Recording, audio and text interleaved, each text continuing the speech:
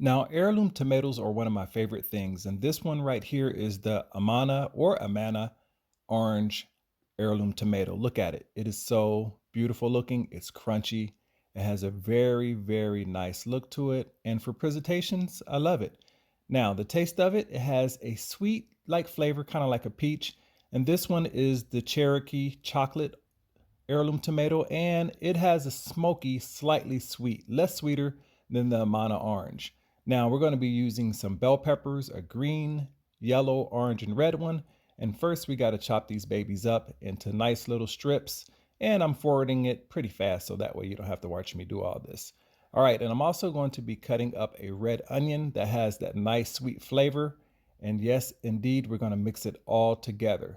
Now it is time to make the marinade. I'm going to use a quarter cup of olive oil. I'm going to use 3/4 cup of red wine vinegar. I'm going to use 1 tablespoon of black pepper. And I'm going to be using 1 tablespoon of basil and 2 tablespoons of Italian herbs and a pinch of salt, of course. And we're going to mix it up really, really good.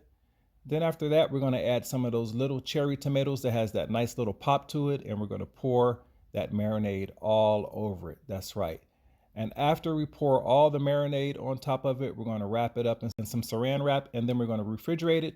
And after it's done, we're going to sprinkle some of this good old truffle, Parmesan, and black garlic seasoning on top that I got from Costco.